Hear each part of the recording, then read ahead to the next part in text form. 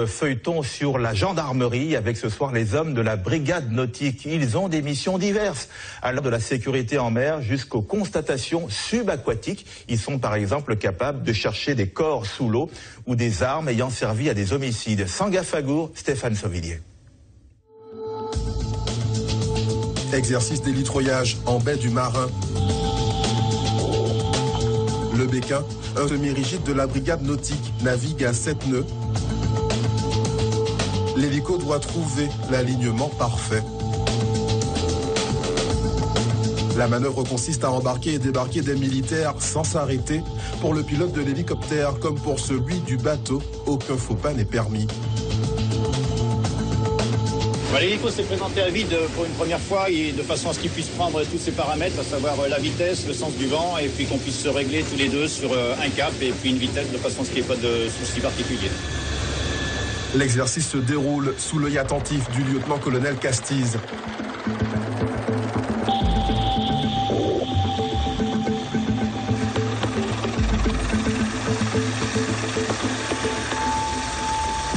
Malgré ses fonctions qui l'obligent désormais à des missions parfois plus statiques, le haut gradé ne résiste pas à l'appel de l'adrénaline.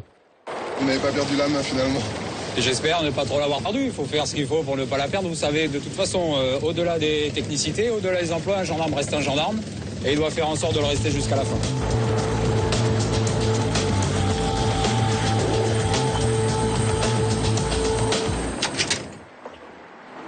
L'après-midi, les plongeurs ont troqué leurs harnais contre masques et bouteilles. Un meurtre a été commis sur le ponton de Sainte-Luce à l'aide d'une arme blanche. Celle-ci pourrait avoir été jetée à l'eau avec le téléphone portable de la victime. Ici, le corps a été retrouvé donc, au niveau du ponton. Et on nous demande d'effectuer des investigations subaquatiques donc autour du ponton. Donc si vous voyez une arme, un couteau, coutelas, quoi que ce soit, téléphone, on balise et puis... Aujourd'hui, il s'agit d'un exercice, mais la même méthode avait été utilisée en novembre dernier, souvenez-vous. Un SDF était retrouvé mort au port de pêche du Marin. L'auteur des faits s'était débarrassé de l'arme du crime en la jetant à l'eau. La recherche débute. À l'aide d'un procédé appelé semi-circulaire, les plongeurs vont sonder chaque centimètre carré de sable. Première étape, la pose de la gueuse, un plomb de plusieurs kilos.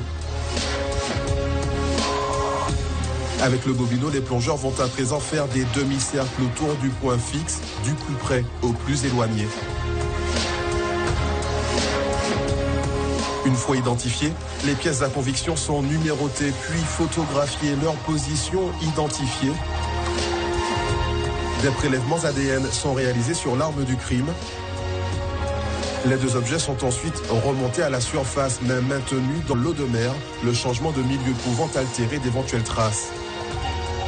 Ces objets vont être transmis donc aux techniciens d'identification criminelle, donc de la gendarmerie, et vont être analysés dans leur laboratoire par la suite pour essayer de trouver des traces, indices ADN, pour essayer de faire avancer l'enquête. L'éthique ou technicien de l'identification criminelle, en quelque sorte les experts. C'est l'une des grandes fiertés de la gendarmerie nationale. En Martinique, le laboratoire actuel date de 2007 et jusqu'à aujourd'hui, aucune caméra n'avait pu y pénétrer.